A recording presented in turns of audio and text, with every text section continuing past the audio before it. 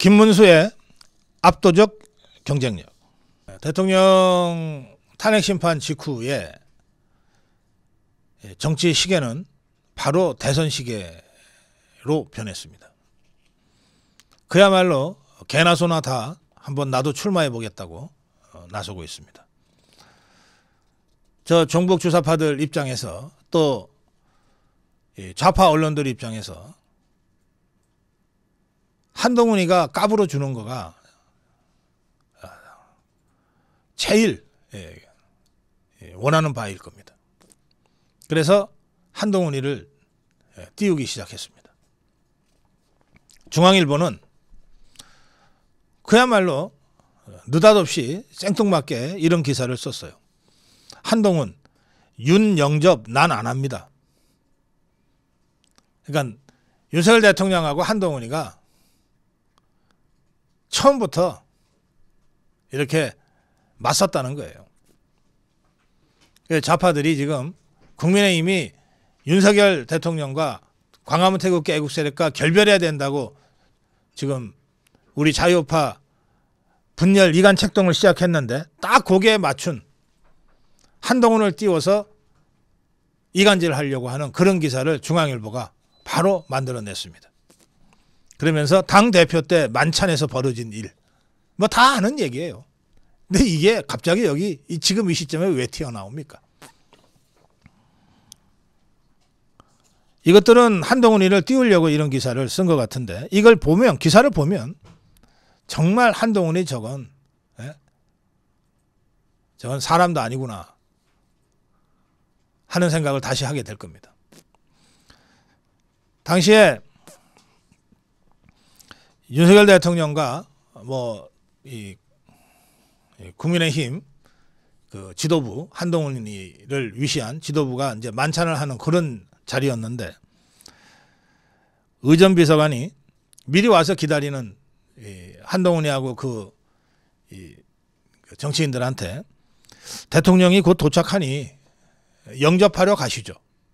의전비서관이 한동훈이한테 그렇게 얘기하니까 한동훈이가 저는 영접 안 합니다. 그러자 옆에 그걸 보고 있던 정진석 비서실장이 당대표가 대통령 영접을 안 하는 경우는 없습니다. 대한민국 대통령입니다. 이렇게 하자 한동훈이가 날 가르치려고 들지 마세요. 이런 대화가 오갔다고 지금 중앙일보가 보도하고 있습니다. 중앙일보는 이렇게 하면 한동훈이 뜨는 줄 알아.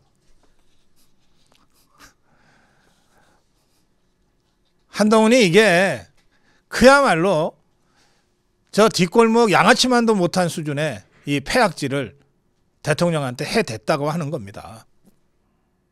토요일 날 나경원이 대통령 아직도 관저에 있거든요. 그 경호 문제 때문에 바로 이사를 가지 못해서 그 관저로 대통령을 찾아가서 차를 같이 했다고 합니다. 이 자리에서 윤석열 대통령은 어려운 시기에 역할을 해줘서 고맙다고 인사를 했다는데 나경원도 대선 출마 준비를 하는 모양입니다. 그러니까 대통령 찾아가서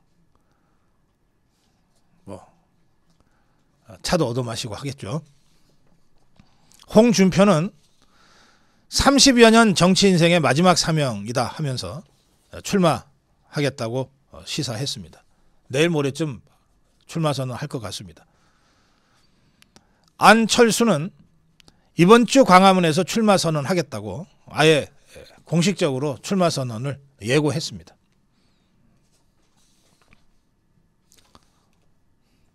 김문수는 내일 출마 선언을 할 수도 있다고 하는 추측 기사가 나왔는데 김문수의 워딩은 이렇습니다. 자리에 욕심이 없다. 그렇지만 나라가 이렇게 돼서는 안 되지 않겠느냐. 국민의힘은 내일 선관위를 구성하고 또 주호영 얘기가 나오네요. 선관위원장. 그리고 권영세, 권성동 쌍권에 대해서는 어제 있었던 비상의총에서 일부 사퇴 얘기도 있었지만 모두 박수치고 재신임하는 걸로 결론이 났다고 합니다. 예, 대선은 쌍권이 치르게 돼 버렸습니다. 그리고 김상욱이 같은 자 당장 출당시켜야 된다는 의견들이 나오자 그것도 지도부에 일임하는 걸로 결론을 냈다고 합니다. 그런데 어제 비상호청에서 정작 중요한 의제는 이런 것이 아니고 김문수를 입당 받아줄 거냐였습니다. 제가 전에 들은 바로 어제 비상의총에서는 당에 입당해서 대선 경선에 참여할 의사가 있는 모든 사람한테 문호를 개방하기로 한다. 이렇게 결론을 내렸다고 합니다. 비공개 의총이었기 때문에 자세한 내용이 지금 전해지고 있지는 않습니다만 그 문제가 어제 가장 핵심적인 의제였다. 김문수를 받아줄 거냐 말 거냐 이 문제였죠. 나머지 후보들은 다 이미 당적을 갖고 있기 때문에 뭐 새삼스럽게 입당이니 뭐니 할 필요가 없는 겁니다.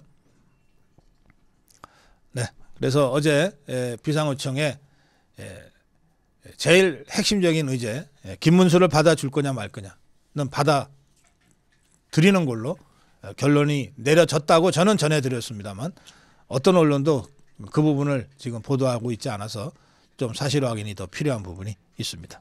자, 그건 그거고 제가 이 정론일침의 제목을 김문수의 압도적 경쟁력이라고 뽑았는데요.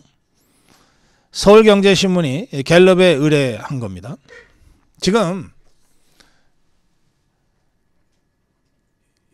국민의힘이 당헌 당규를 개정할 시간도 별로 없어요. 그래서 바로 대선 후보 경선으로 갈 경우에 그 경선 룰이 어떻게 되어 있냐면 당원 50%, 일반 국민 50%로 하게끔 돼 있어요. 그러면 룰이 이렇다면 그 룰에 맞춰서 조사를 해야 되는 거 아니겠어요? 그 룰에 맞춰서. 룰은 이런데 일반 국민 대상으로 백날 조사해봤자 뭔 소용이 있어요? 역선택이나 나오지. 실제로 한국갤럽이 일반 국민을 대상으로 조사했고 일반 국민을 대상으로 조사한 중에 보면 국민의힘 지지자들이 있잖아요. 그 사람들을 중심으로 해서 다시 조사를 한 결과를 발표했는데 보니까 일반 국민을 대상으로 한 조사에서는 여러분 묻지 마십시오. 유승민이가 1등 나왔대요. 그런데 유승민이가 국민의힘 지지자들 중에서는 3%밖에 안 나왔답니다.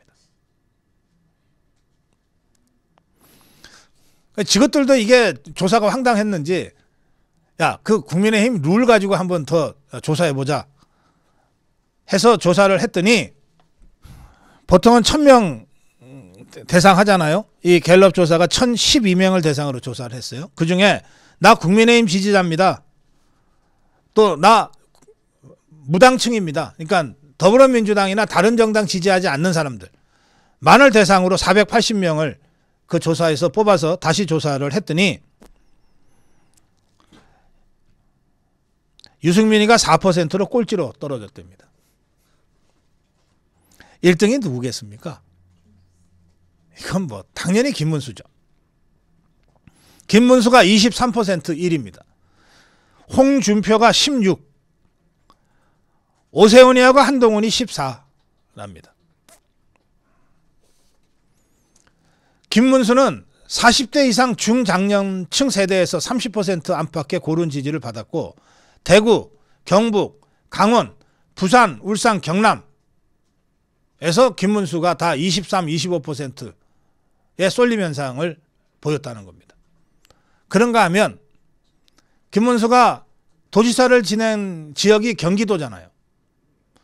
인천, 경기, 서울에서 28%, 23% 수도권에서도 독주했다는 겁니다.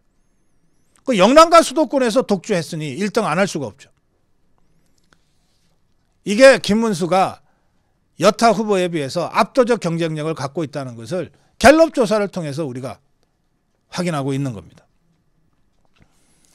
대체로 제가 국민의힘 사정을 좀 잘 아는 언론인들이나 이 정치 전문가들한테 들은 얘기로는 10대 명 정도 되는 이 예비 후보들이 나올 테니까 이 후보들을 컷오프를 1단계, 2단계로 해서 지난번에 윤석열 대통령이 당의 후보가 됐을 때 1단계 컷오프, 2단계 컷오프 거쳤잖아요. 그 2단계 마지막 컷오프에서 4명을 남겨서 그 4명이 TV 토론을 주로 진행했거든요. 그런 방식으로 컷오프에 들어가면 결국은 마지막 4명으로 압축될 사람이 누구겠느냐? 김문수, 홍준표, 오세훈, 한동훈이 그 마지막 4명이 남을 것이다. 그런 분석들을 다수가 했습니다. 뭐 그럴 수도 있고 아닐 수도 있지만 뭐 나름 여러분들 참고할 만한 그런 분석인데, 4강이라고 다 같은 4강이 아니고 이 갤럽 조사만 보더라도 김문수의 경쟁력은 압도적이다 라고 하는 것을 우리가 다시 한번 확인할 수 있습니다. 또 한 가지, 저 유승민 사례에서 보듯이 저 종북 주사파들이 그냥 대충이 아니라 아주 조직적으로 집요하게 역선택에 개입할 것이다. 그래서 이번 50대 50 이 국민의힘 경선 룰이 그대로 유지가 될 경우에도 국민 50%의 경우에 역선택 방지라고 하는 것을 확실하게 하지 않으면 이상한 결과가 나올 수 있다. 그 점을 굉장히 중요한 포인트로 제가 여러분께 제시해 드리고 싶습니다.